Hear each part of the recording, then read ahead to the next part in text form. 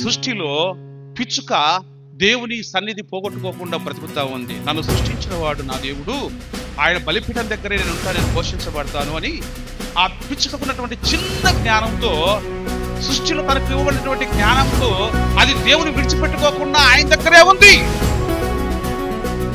ఇంత జ్ఞానం ఉంది నాకు, అది ఉంది ఇది ఉంది అని ఎంతెంతో చెప్పుకునే మనిషి మాత్రం ఒక శ్రేష్టమైన జీవితం నీకుందయ్యా అని చెప్పిన యేసు ప్రభువు సైతం లెక్క చేయకుండా ఎక్కడెక్కడో ఒంటరిగా గడుపుతా ఉన్నాడు. ప్రభువు లేకుండా గడుపుతా ఉన్నాడు. ప్రభుతో కలిసి ఉండకుండా బతుకుతా ఉన్నాడు. లోకంతో బతుకుతా ఉన్నాడు. ఎవరు శ్రేష్టమైన వాడు? అయిపోలేదు, ఇంకా ఉంది. మరొక మాట మనం చూద్దాం. బలిపీఠం దగ్గర ఎవరికి ఉందమ్మా చోటు? పిచ్చుకలకు దొరికింది. నీకుందా చోటు? నీ ఆధార పట్టి ఉందాడా? దేవుని బలిపీఠం దగ్గర మోకాళ్ళకి ఎంతకాలం అయింది? ఆయన సన్నిధిలో చేతులు జోడించి ప్రార్థించక ఎంతకాలం అయింది? నీ కన్న బిడ్డల కోసం చేతులెత్తి ప్రార్థించక ఎంతకాలం అయింది? నీ ప్రభువును ఆరాధించకుండా, నీ నోరు దేవుని స్తుతించకుండా ఎంతకాలం అయింది? ఆరాధన అంటే ఫ్యాషన్ అయిపోయింది. చర్చ్ అంటే ఫ్యాషన్ అయిపోయింది. రంగులు రాటం కాదది. రంగురంగుల డిజైన్లతో వేసుకున్న దుస్తులతో అలంకారంతో వెళ్ళి హాజరయ్యేది కాదది. భక్తితో శ్రేష్టమైనటువంటి జీవితాన్ని నీవు కలిగి నీ దేవుని మహిమపరచడానికి కూడుకోవాల్సినటువంటి స్థలాలు రకరకాలుగా మారిపోయినాయి. చాలా బాధాకరం. కాబట్టి శ్రేష్టమైన దాన్ని పోగొట్టుకోవద్దండి. దావీదు వలె అపేక్ష కలిగి ఉండండి. ప్రభు చెప్తున్న మాటలు మరొక మాట మనం చూద్దాం. ఇది లూకా సువార్త 12వ అధ్యాయంలో నుంచి 24వ వచనం ఒకసారి మనం చదువుదాం. 23-24 చదువుదాం. ఆహారము కంటే ప్రాణమును, వస్త్రము కంటే దేహమును గొప్పవి కావా? ఆహారం కంటే దేహమా? ప్రాణము. వస్త్రము కంటే దేహము గొప్పవి కావా? చూడండి, ప్రాణానికి టాలీ చెప్తున్న మాట ఏంటంటే, కాకుల సంగతి విచారించి చూడండి. ఎవరు చెప్తారండి కాకుల హిస్టరీ? కాకి గురించి నువ్వు తెలుసుకునే కథ ఏంటంటే, చిన్నప్పుడు కథ, ఒక కుండలో నీళ్లు అడుగునుండాయి. కాకి వచ్చి ఆ నీళ్లు తాగేదానికి ప్రయత్నం చేస్తూ గులకరాలన్నీ ఏరుకొని పోయి దాంట్లో వేస్తే నీళ్లు పైకి వచ్చే తాగినాయి. ఇప్పుడు కాకులు తెలివైన కాకులు తయారైనాయి. మీకు చూడండి, కొన్ని కాకులు ఏం చేస్తున్నాయంటే, ఒక బఠానీ, ఒక శనక్కాయ గింజను తినేదానికి అది ఏం చేసిందంటే, ఒకటి గట్టిగా ఉంటే అది మెల్లిగా ఒక రాయి ఇటుక పిల్లను దాని మీద వేస్తుంది. మీరు చూస్తారు, ఇటుక పిల్లను దుబ్బుతా ఉంది. అది పగలడంలే. మెల్లిగా ముక్కుతో దాన్ని జరిపి ఇక కాక ఏం చేసిందంటే, మెల్లిగా టైర్లు, పెద్ద లారీలు పోతా ఉన్నాయి, బస్సులు పోతా ఉన్నాయి అని తెలిసి చూడండి, నేను చూస్తున్నాను ఫేస్బుక్.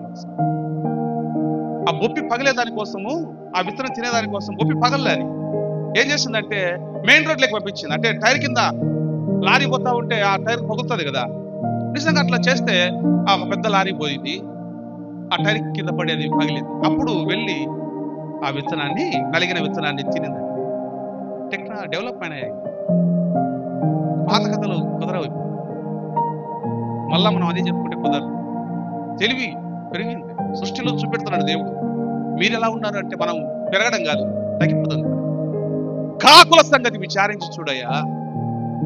అవి విత్తవు, పోయవు, వాటికి గరిసెలు లేవు. అంటే గోడౌన్లు లేవు అని. గరిసెలు అంటే పాతకాలంలో భూమిలో కందకాలు తవ్వేవాళ్ళు, ఇప్పుడు గోడౌన్లు పెట్టారు, అంతే తేడా. గరిసెలు లేవు, ఇంకా కొట్లు లేవు. అదే అయినను దేవుడు వాటిని పోషిస్తున్నాడట. ఇది న్యాయమా? కాకులు ఎవరు సృష్టించారు? దేవుడే. సృష్టించిన వాడు ఏం చేస్తున్నాడట?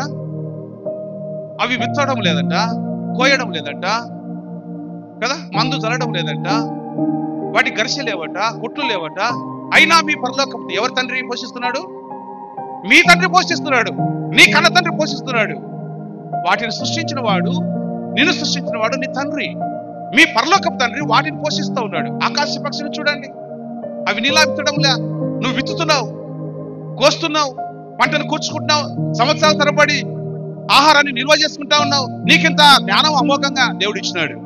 వచ్చే సంవత్సరానికి ఎండల కాలంలో కష్టపడేది వానాకాలంలో తింటా ఉన్నాయని చెప్పినాడు. జరుగుతా ఉంది. అయితే కాకులు ఎప్పుడు దేవుని మీద ఆధారపడ్డాయి? ఎప్పుడు ప్రతిరోజు అవి లేవగానే కావని అరిచి దేవుని స్తుతించి ఆటి భాషలో, నువ్వు కావు కావంటే నీకు అర్థమైన భాష ఒకటే, ఆ భాషలోనే అవి దేవుని స్తుతిస్తా ఉన్నాయి. స్తుతించి ఆహారం కోసం పోతే దేవుడు వాటికి ఆహారం ఇస్తా ఉన్నాడు. అప్పుడు తిరిగి నిమ్మలంగా గుళ్ళలో చేరుకుంటా ఉన్నాయి. సృష్టి ధర్మంలో అవి జరిగిపోతా ఉన్నాయి. అవి దేవునికి లోబడే ఉన్నాయి. దేవుని చిత్తాన్ని తెలుసుకొని దేవునికి అనుకూలంగా బతుకుతూనే ఉన్నాయి. ఎప్పటి నుంచి ఎప్పటి వరకు? సృష్టి ఆది నుండి ఇప్పటి వరకు జరుగుతూనే ఉన్నాయి. ఇప్పుడు యేసుప్రభువు వారు ఎందుకు ఇది చెప్తున్నాడంటే, మళ్ళా ఆయన అంటున్నాడు, కాకుల కంటే అమ్మా కదా, పక్షుల కంటే అంటే ఆ పక్షులే, కాకులు కూడా పక్షులే కదా, మీరు పక్షుల కంటే మళ్ళా అన్నాడు చూడండి, పిచ్చుకల కంటే శ్రేష్ఠులు అన్నాడు. ఒకవేళ కాకుల దగ్గరకు వచ్చేసరికి ఏమైనా తగ్గిపోతున్నావా? లేదు, ఇక్కడ కూడా మీరు పిచ్చుకల కంటే, కాకుల కంటే, పక్షుల కంటే, పక్షి జాతి కంటే మానవ జాతి గొప్పది, మీరు శ్రేష్టమైన వాళ్ళని చెప్తున్నాడు. ఈ పక్షి జాతి దేవుని సేవకు ఎంత ఉపయోగకరంగా ఉందో తెలుసా? దేవుని ఆజ్ఞకి ఎంత లోబడతాయో తెలుసా? అవి ఏ పని చేయకపోయినా దేవుడు పోషిస్తున్నాడంటే నీకు పెట్టాడని దాని అర్థం. మీ తండ్రి వాటిని పోషిస్తున్నాడయ్యా, నీకు కుదవ చేస్తాడా?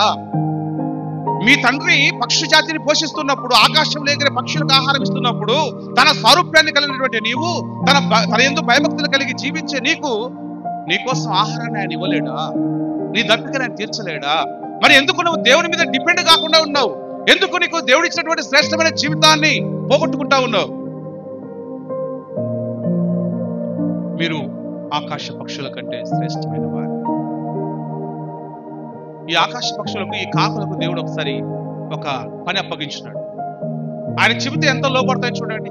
పూర్వకాలం ఏలియా ప్రవక్త కాలం, ఏలియా ప్రవక్త కాలం, ఒక మంచి దైవజనుడు అయిన, ఒక పవర్ఫుల్ క్యారెక్టర్ అయింది, దేవుని తరపున సాహసం చేసేటువంటి వాడు, ప్రవక్తలు, అన్య దేవతల ప్రవక్తలు ఎదిరించిన వాడు, యెహోవా దేవుడని నిరూపించిన వాడు, ఇశ్రాయేలు ప్రజలను మోటివ్ చేసిన వాడు, బలమైనటువంటి హెచ్చరికలు చేసిన వాడు, ఎన్నో అద్భుతాలు చేసినటువంటి ఆయన.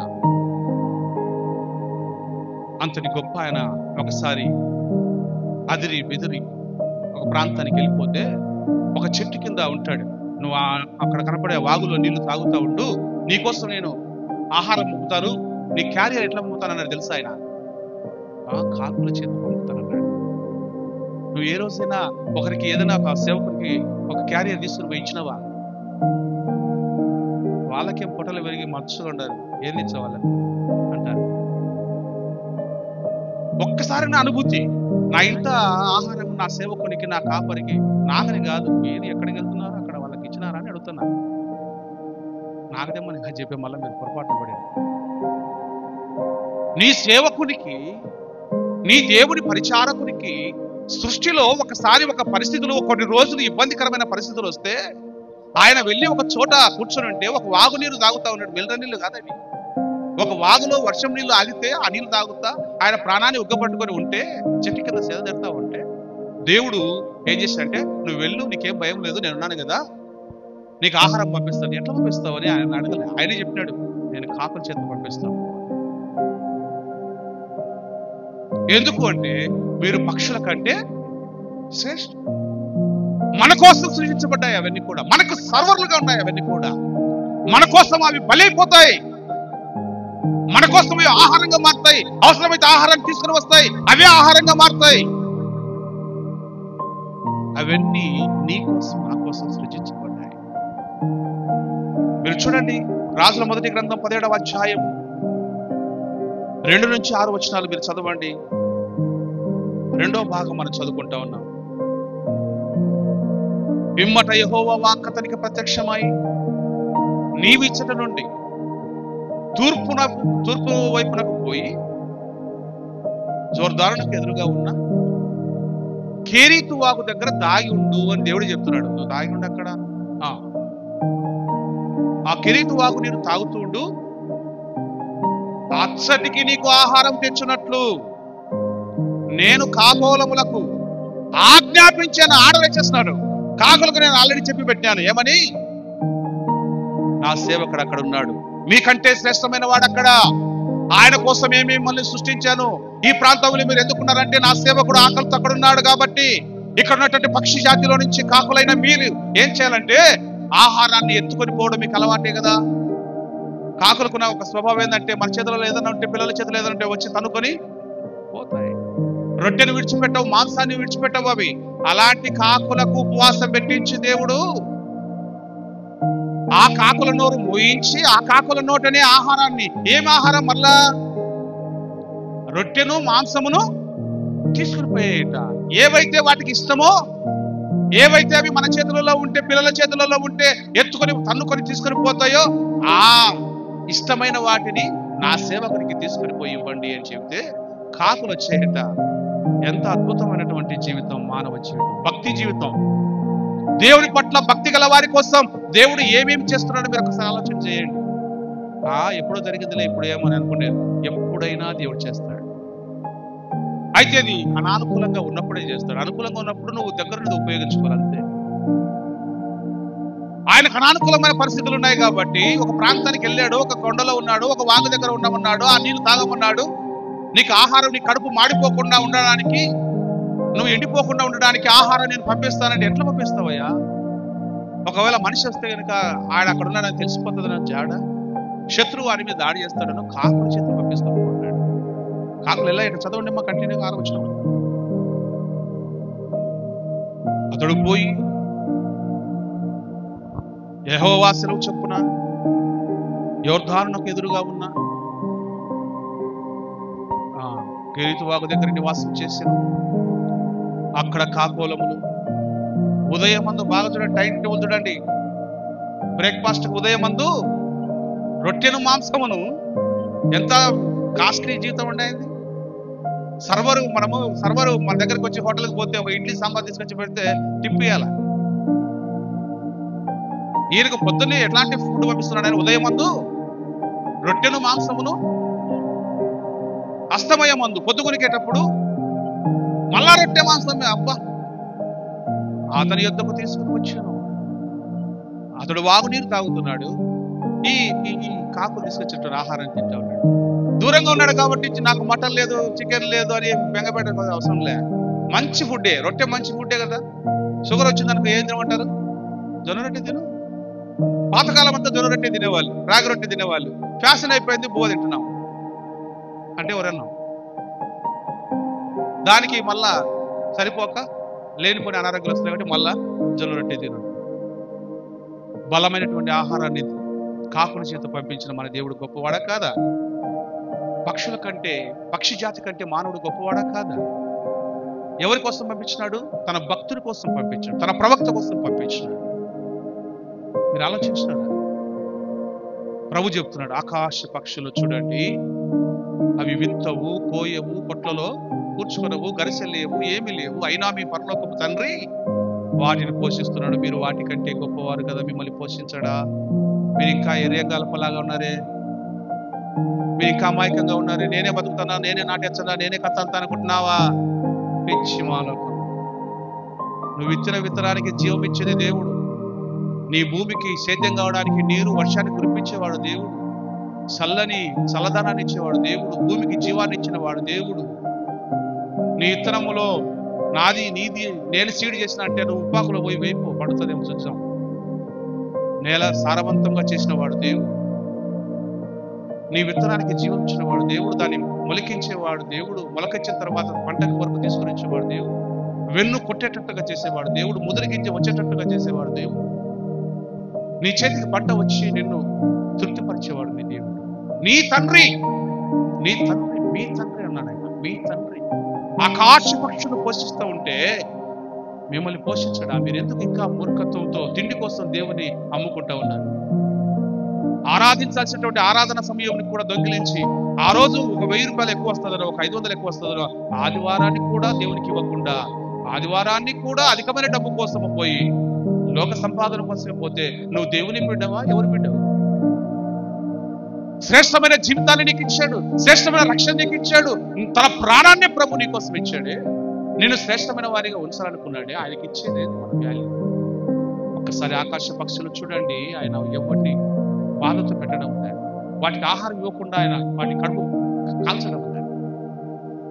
అవసరమైతే భక్తుల కోసం అవి ఉపవాసం ఉండి ఆహారాన్ని తీసుకుని వచ్చి ఇచ్చేటట్టుగా చేస్తున్నాడు. అంటే అది వాటికి ఇవ్వలేదని కాదు, వాటికి ఇస్తాడు. దేవుని శక్తి సామర్థ్యాలు నీకు అర్థం కాకపోతే ఎట్లా? భక్తిలో నీకు శక్తి తెలియకపోతే ఎట్లా? నీ దేవుని శక్తి సామర్థ్యం నీకు అర్థం కాకపోతే ఎట్లా? నీ దేవుని మహాత్మ్యం నీకు అర్థం కాకపోతే ఎట్లా అని వాక్యం చెప్తా ఉంది. కాబట్టి శ్రేష్టమైన జీవితాన్ని విడిచిపెట్టద్దని చివరికి ఒక మాట చెప్తాను. మూడవది, మొదటిది శ్రేష్టమైన దాన్ని అంటే దావీదు ఏమన్నాడు? భక్తులు శ్రేష్ఠ అన్నాడు. మొదట యేసుప్రభువారు ఎవరు శ్రేష్ఠ అన్నాడు? ఎవరికంటే శ్రేష్ఠ అన్నాడు? పిచ్చుకల కంటే శ్రేష్ఠ అన్నాడు. రెండవది ఆకాశ పక్షుల కంటే మీరు శ్రేష్ఠ అన్నాడు. మూడవది మరొక మాట అన్నాడు. చూద్దాం. మత్తయి సువార్త 12వ అధ్యాయం. మత్తయి సువార్త 12వ అధ్యాయం 12వ వచనం. ఇక్కడ కూడా ఆయన మాట్లాడుతున్నాడు. గొర్రె కంటే మనుష్యుడు ఎంతో శ్రేష్ఠుడు. ఎవరికంటే? గొర్రె కంటే. నోరు లేని గొర్రె. ఎందుకు గొర్రె? గొర్రె గొర్రె మామూలుగా క్రిస్టియానిటీని గొర్రెగా పోల్చడం జరిగింది. దేవుని పిల్లలందరినీ కూడా గొర్రెలోని పోల్చడం జరిగింది బైబిల్. సహజంగా ఉన్న గొర్రెలకు ఉన్నటువంటి లక్షణము మానవుల్లో ఉండాలని ఆయన కోరుకుంటూ ఉన్నాడు. మీరు గొర్రెల కంటే శ్రేష్ఠుడు. 100వ కీర్తనలో 3వ వచనం రాయబడింది, యెహోవా దేవుడని తెలుసుకోండి, ఆయన మనల్ని పుట్టించు, మనం ఆయన వారు, ఆయన మేపు గొర్రెల వారు రాయబడింది. కానీ ఇక్కడ ప్రభు అంటున్నాడు, మీరు గొర్రెల కంటే శ్రేష్టమైన వారు. మీరు గొర్రెల కంటే శ్రేష్టమైన వారు. పిచ్చుకల కంటే శ్రేష్టమైన వారు, పక్షుల కంటే శ్రేష్టమైన వారు, గొర్రె కంటే శ్రేష్టమైన వారు. గొర్రె స్వభావం ఏంటంటే చూడండి, కాపరిని వెంబడిస్తాయి. యేసు ప్రభు చెప్తారు. ఇక అవి నేను మామూలుగానే చెప్పేస్తాను మీకు. యోహాను సువార్త 10వ అధ్యాయంలో రాయబడి ఉంది, నా గొర్రెలు నా స్వరము వినును అన్నాడు. నా గొర్రెలు, ప్రతి గొర్రెల మందులో ఒక గొర్రె ఏం చేస్తుందంటే లీడర్ గా ఉంటుంది. ముందు ఒక గొర్రె ఏం చేస్తుందంటే వాము నీళ్ళు దాటాలా లేదని ప్రయత్నం చేస్తారు. అది జంప్ చేసి ఎగిరిందంటే అన్ని దాన్ని ఫాలో అయిపోయి ఎగురుతాయి. ఒకసారి నేను చూశాను, ఒక మంట మండుతూ ఉంది, చలిమంట వేశారు, మండుతూ ఉంది. వాటి కాపరి ఏం చేసినాడంటే ఆయన ఆ దాపుకు అలా వచ్చి అలా వెళ్ళిపోయాడు దాని మీద. అయితే ఈ గొర్రె ఏం చేసింది, ఒక ఫస్ట్ వచ్చిన లీడర్ గొర్రె ఏం చేసిందంటే అది అగ్నిలో నుంచి అవతలకి దాటుకుంది, రింగులో నుంచి. ఒకటి దాటుకుంటేనే రెండోది ఆలోచన చేయడం లేదు. ఇంకా వరుసగా మంద ఎంత మంద ఉందో ఆ మంద అంతా కూడా జంప్ చేసుకుంటేనే అగ్నిలో నుంచి పోతుంది. అరే అగ్నిలో పోతున్నాం, ఇది కాలిపోతుంది, నా శరీరం కాలిపోతుంది, నా రోమం అంతా కాలిపోతుంది అని ఆలోచన చేయలేదు. నా తల భాగం కాలిపోతుంది, నా ఒళ్ళు కాలిపోతుంది అని ఆలోచన చేయలే. ఒక గొర్రె ఎప్పుడైతే లీడర్ గొర్రె ముందున్నటువంటి వరుసలో ఉన్నటువంటి ఆ గొర్రె, నడిపించే గొర్రె అది దాటుకుందో వెంటనే చిన్న పెద్ద అన్ని కూడా ఆ రూట్ లోనే వెళ్ళిపోయినాయి, దాన్ని ఫాలో చేసినాయి. ఇప్పుడు ఆ మొదటి గొర్రె ఎవరో తెలుసా? యోహాను సువార్తలో ప్రభువారి గురించి బాప్తిస్మం ఇచ్చే యోహాను అంటాడు, ఇదిగో లోక పాపమును మోసుకొని పోవు దేవుని గొర్రెపిల్ల.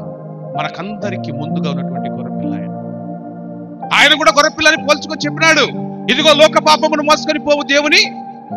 మన భారం అంతా ఆయన మోసుకొని పోయినాడు. నీకు నాకు భారం లేదు, ఆయన ఫాలో అవుతే చాలు. అందుకే ప్రభు అంటున్నాడు, నా గొర్రెలు నా స్వరము వినును, అవి అన్యుని స్వరము విననేరవు. కానీ యేసు ప్రభు స్వరం ఎంతమంది విన్నారు? ఎంతమంది బలిపీఠం దగ్గర ఉన్నారు?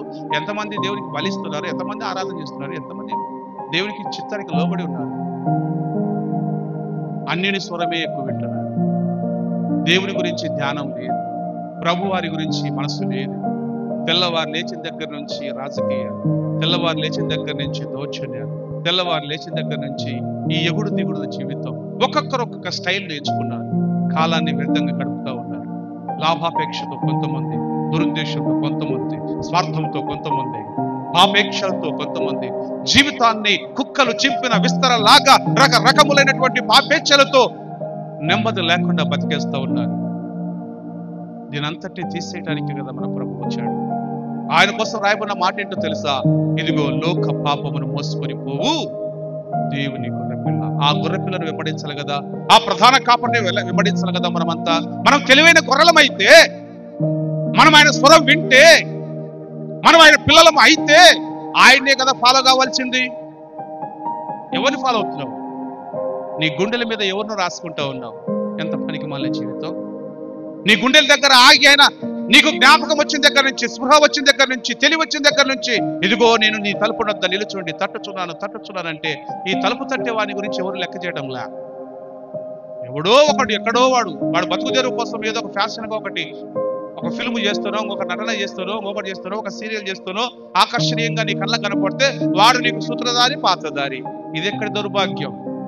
నీకోసం ప్రాణం పెట్టిన వానికి ఏమో విలువ లేదు, ఆయన పాద సన్నిధానంలో నీ ఇంట్లో మోకాళ్ళంగా ఇదే లేదు. ఎవరు ఎన్ని కుటుంబాల్లో పిల్లలు మోకాల్లోకి ప్రార్థన చేస్తున్నారు? ఎవరు సొంత సమయం దేవునికి ఇస్తా ఉన్నారు? ఎవరు బైబిల్లో చదవగలుగుతా ఉన్నారు? తల్లిదండ్రులు పిల్లలు ఎలా పెంచగలుగుతున్నారు? మోకాళ్ళ నుంచి ప్రార్థన చేయమని చెప్తున్నారా? వాక్యాలు చదువుకోమని చెప్తున్నారా? అప్పగించమని చెప్తున్నారా? దాని ప్రకారం అనుసరించమని చెప్తున్నారా? పాపానికి దూరంగా ఉండమని చెప్తున్నారా? లేదు. మనం మీటింగ్కి పోయినా కూడా ఏమన్నా, ఇప్పుడు ఒక ప్రభుత్వం రావాలంటే వాళ్ళు కొన్ని పథకాలు, ఉచిత పథకాలు చెప్తున్నారు కదా, మేము వస్తే ఇది ఇస్తాం, మేము వస్తే ఇది ఇస్తాం. ఉచితం అంటేనే మనం ఓట్లేస్తాం కదా. అట్లనే మీటింగ్లు పెట్టినా కూడా ఆయన కాటికి మద్యం వచ్చని ఇసుకించాడా? పొలం బాగుపడుతుందా? రక్తం ఇచ్చాడా? ఎవరు రక్తం ఇవ్వాలి? అయిపోయి ఇవ్వాలి కోసుకుంటే ఇచ్చాడా? మన రక్తం తాగితే సరిపోదు, ఏంది ఇచ్చాడు? మీటింగులకు పోయినా కూడా వ్యాపారం అయిపోయా. ఖర్చీపులు తెచ్చుకునేటోడు ఒకడైపోయా, మందు బాటలు తెచ్చుకునేటోడు, అంటే నూనె డబ్బాలు తెచ్చుకునేటోడు ఒకడైపోయా. దేవుడు బుద్ధి పుట్టేటోడు వ్యాపారం. ఏం తెచ్చుకుంటున్నావు దేవుని దగ్గరికి? దేవుడు చెప్పింది ఏంటి, మనం చేస్తున్నది? ఏది నీ విశ్వాసం? ఏది నీ శ్రేష్టమైన జీవితం? ఏది దేవుడు అపేక్షించే జీవితం నీలో? మళ్ళా బిర్రు అంటే బిర్రులు కాదు. ఆయన ఏంది, నీ కథ ఏంటంటే ఎవరైనా వాళ్ళందరినీ వరుసలో నిలబెట్టి మాట్లాడిస్తే జాడ లేకుండా ఎనికి పోవాలని వాక్యం చెబుతుంది. యేసుప్రభువు వారు ఒకరోజు అడుగుతాడట, కొంతమందిని అన్నాడు ఆయన, ఆ దినమందు అనేకులు నన్ను చూచి, ప్రభువా ప్రభువా, మేము నీ నామమున దయ్యములను వెళ్ళగొట్టలేదా, ప్రవచింపలేదా, అనేకమైన అద్భుతములు చేయలేదా అని అంటారట. అంటే ఎంత మంచి సర్వీస్ చేసినావు నాయన, ఎంత పరిచయం చేసినావురా నాయన, రా వచ్చి కూర్చో సింహాసనం మీద అన్నాడా? ఎవరా నాయన అన్నాడు. ఎవరా నువ్వు అన్నాడు. మీరెవరో నాకు తెలియదనడం ఏంటండి? అంతంత అద్భుతాలు చేసినామని వాళ్ళు చెప్తా ఉంటే మీరెవరో నాకు తెలియదు, అక్రమం చేశారు మీరంతా అన్నాడు. అంటే నువ్వు బైబిల్ ఫాలో కాలే, నువ్వు ఏదో ఫాలో అయినావు. మరి వాళ్ళే అట్లా పోతే వాళ్ళని ఫాలో అయిన వాళ్ళు ఎక్కడ పోవాలి చెప్పండి? వాళ్ళతో పాటే కదా పోయేది. అందుకే ప్రభు అంటాడు, అపవాదికిని వాని దూతలకు సిద్ధపరిచిన నిత్యాగ్నిలోనికి పోండి అంటాడు. ఈడేమో అంత డబ్బు ఇప్పుడు మనం ఒక ఫ్లెక్సీ పెద్దామంటే లేదు నాకు పరిస్థితి. నిన్న మీటింగ్ కోసం అని పోరాడితే మా భార్యకు ఆరోగ్యం బాగలేక గుండెదాడి ఎక్కువైపోయి రక్తం తక్కువ అయిపోయిందని చెప్తే అప్పటికప్పుడు క్యాంబల్ హాస్పిటల్కి పోతే 5-6 వేలు ఖర్చు పెట్టుకుని ప్రాణం సంకటంలో ఉంది, ఏమవుతుందో ఏం కొత్త అని చెప్పి తల తిరిగిపోతా ఉంది. ఒకవైపు పరిచయం చేయాలనే ఉత్సాహం ఉంటే ఆ ఉత్సాహానంతా నీరు గార్చి ప్రార్థన జరగకూడదు, పరిచయం చేయకూడదు వీడు చెప్తే అంతో ఇంతో ఒకడన్నా మాట్లాడేమో అని సైతాన్గాడు ఆటంకం. ఆడి ప్రయత్నాలు వాడు చేస్తున్నాడు, నా ప్రయత్నం నేను, దేవుడి ప్రయత్నం దేవుడు చేస్తున్నాడు. మరి ఏం పరిస్థితి చెప్పండి? కాబట్టి శ్రేష్టమైన జీవితం దేవుడు మనకి ఇవ్వాలనుకున్నప్పుడు ఆ శ్రేష్టమైన దాన్ని కాదనుకొని ఏవేమో, ఇప్పుడు యేసుప్రభువు వారు మాట ఎందుకంటే గొర్రె కంటే మీరు శ్రేష్టం కాదంటే, ఆ విశ్రాంతి దినాన్న ఒకరిని బాగు చేసినాడు. బాగు చేస్తే ఇలా నొప్పి, విశ్రాంతి దినాన్ని ఎందుకు బాగు చేయాలా? మళ్ళా మరుసటి రోజు వచ్చి ఒరే విశ్రాంతి దినం అనేది ఎవరి కోసం పెట్టారు? ఆయన మనుషుల కోసం ఏర్పాటు చేశాడు. ఒక గొర్రె గోతిలో పడితే నువ్వు తీస్తావా లేవా నీ గొర్రెను? ఆ గోతిలో పడింది కాబట్టి విశ్రాంతి దినం కాబట్టి అది రోజంతా దాంట్లో పడి సావాలంటావా? లేదు కదా. దాని ప్రాణానికి విలువ ఉంది కాబట్టి దాన్ని బయటకు తీసి కాపాడుతావు. నేను చేసింది అది. ఈ గొర్రె కట్టే మనుషుడు ఎంతో శ్రేష్ఠుడు. వీడు ఆ ప్రమాదంలో ఉన్నాడు, బాధలో ఉన్నాడు, పాపములో ఉన్నాడు. వారికి పాపక్షమాపణ అవసరం, రక్షణ అవసరం, మారు మనసు అవసరం, నిత్య జీవం అవసరం. అది ఇవ్వడానికి నేను వచ్చాను. నా గొర్రెలకు నేను జీవం ఇవ్వడానికి వచ్చాను, నిత్య జీవం ఇవ్వడానికి వచ్చానని చెప్పినాడు ఆయన. నా గొర్రె నా స్వరం వింటుంది. మీరంతా నా గొర్రెలు, మీరు అర్థం చేసుకోవాలా. కొన్ని గొర్రెలు దారి తప్పినాయి, నేను అన్ని కూడా పట్టకొస్తాను అంటున్నాడు ఆయన. అన్ని స్వరం వినే గొర్రెలు ఉన్నాయి, అవి కూడా ఏదో కూడా తెలుసుకుంటాయంటాడు ఆయన. కాబట్టి జీవితం చాలా విలువైంది దేవుని బిడ్డలారా, మీరు గమనించినట్టు. మన మనస్సును మనము వాక్య ప్రకారంగా మలుచుకోకపోతే చాలా నష్టపోతాం. మీరు మిగిలిన వారికి కూడా చెప్పండి, జీవితం చాలా విలువైంది, శ్రేష్టమైన జీవితం ఎవరిలో ఉంటే వాళ్ళే నిజమైన భక్తులు, వాళ్ళే ఇష్టలు. దావీదు అంటున్నాడు కదా, వారే ఇష్టలు, వాళ్ళతో నా సహవాసం. కాబట్టి మనుషుల మీద కాదు, మనం దేవుని మీద ప్రేమను పెంచుకుంటాం. దేవుని వాక్యం మీద ప్రేమను పెంచుకుందాం. దేవుని యొక్క ఆత్మను కలిగి ఉందాం. చివరిగా ఒక మాట మనం చూద్దాం. మన ప్రభువైన యేసుక్రీస్తు వారు చెప్పినటువంటి మాట, నా గొర్రెలు నా స్వరము. నువ్వు ఆయన గొర్రెగా ఉన్నావా? ఆయన స్వరం ఈ రాత్రి కాలం కూడా వింటావు. నిజమే, ప్రభు నాతో మాట్లాడుతున్నాడు. నేను ఇంతవరకు శ్రేష్టమైన జీవితం అంటే ఏదో అంతస్తులు ఉండేదనుకున్నాను, బంగారు ఉండేదనుకున్నాను, వెండి ఉండేదనుకున్నాను, పలుకుబడి ఉండేదనుకున్నాను, రాజకీయ నాయకుల దగ్గర పేరు ఉంటే చాలనుకున్నాను, లేకపోతే ఆ కలెక్టర్ ఆఫీస్ కాడికి పోతే పనులు అవుతాయి అనుకున్నాను, లేకపోతే మున్సిపల్ ఆఫీస్కి పోతే పని అవుతుంది. ఇది చాలా మంది అనుకుంటాను. అవన్నీ అయినా కాకపోయినా దేవుడు నీకు ఇచ్చిన గౌరవము, దేవుడు నీకు ఇచ్చిన శ్రేష్టమైన భక్తి నీకుంటే అన్ని దగ్గరికి వస్తాయి. కొండలో అడవిలో ఉంటే ఏలియా దగ్గరికి కాకులు ఆహారం తీసుకొని పోలే, ఎక్కడో ఆయన దాక్కొని ఉన్నాడు, తీసుకొని పోలే. నువ్వు ఆయన బిడ్డగా మారితే నీ దగ్గరికి అన్ని వస్తాయి. దావీదు అన్నాడు కదా, కృపాక్షేమంలో నా వెంట, నేను మాత్రం నడు రోడ్లో ఉంటానేడా, సినిమాల్లో ఉంటానేడా. కృపాక్షేమాలు ఏమో నా ఇంట్లో వస్తాయి, నేను మాత్రం సినిమాలు వెనకబడి ఉంటా, రాజకీయ నాయకులు ఉంటా, ఆ రాజకీయ నాయకుల సభలలో ఉంటా, లేకపోతే ఆడుంటా ఈడుంటా అని అన్నాడా? ఎవన్నాడు? చిరకాలమా కొంతకాలమా? చిరకాలం అంటే జీవించినంత కాలం. చిరకాలం నేను యెహోవా మందిరంలో నివాసం చేస్తాను. మీరు ఫైనల్ గా చేసుకోండి, ఏది చేసుకుంటే బాగుంటుంది. కృపాక్షేమంలో నీ వెంట రావాలంటే, శ్రేష్టమైన జీవితం నువ్వు అవలంబించాలంటే, దేవుడు నువ్వు శ్రేష్టమైనటువంటి వాడని సర్టిఫై చేయాలంటే, నీ పక్కనోడు నువ్వు శ్రేష్టమైన జీవితాన్ని కలిగి ఉన్నావని, రక్షణ జీవితం కలిగి ఉన్నావని అవతల వాడు గుర్తించి నీతో స్నేహం చేయాలంటే నువ్వు ప్రభువును వెంబడించాలి. లేదా నేను ఎక్కడ పడితే అక్కడ ఉంటా, ఆడబడితే ఆడ ఉంటా అంటే అది శ్రేష్టమైనది కాదు. లోకము దాని ఆశలు ఏమవుతాయట. కాబట్టి ఈ సుదీర్ఘమైన ప్రసంగాన్ని మీరు చాలా బాగానే విన్నారు, చాలా సంతోషం. మీరు వినాలని నేను చెప్పాను. మనకు సంకేతం కాదు, ఉన్న ఆత్మలు బలంగా ఉండాలి. ఉన్న ఆత్మలు బలంగా మీ కుటుంబాల్లో మీరు మీ పిల్లలకు నేర్పించాలి. వచ్చే జనరేషన్ తయారు చేయాలి. దేవుని ఆత్మ నడిపింపు ప్రతి కుటుంబానికి ఉండాలి. లోకం వైపు చూడకండి, యేసు ప్రభు వైపు చూడండి. మిగిలిన భాగాలు కొన్ని రేపటి దినం మరికొంత దేవుని యొక్క ఆత్మజ్ఞానంతో మనం ముందుకెళ్దాం. దేవుడు ఈ పరిచయం దీవించును గాక. చాలా ప్రార్థన చేద్దాం. తర్వాత పరిశుద్ధుడా, ప్రేమగా తీరుస్తాడు. నీ మహాకృపను బట్టి మీ చిత్తానుసారముగా దిగువ పట్టణం కాలి మరొకసారి సందర్భంతో కలిసి ఈ ఉన్నతమైన పరిచర్య దీవించండి. అందరి జీవితాలకు ఆశీర్వాదం ప్రాంత ప్రజలు దీవించండి.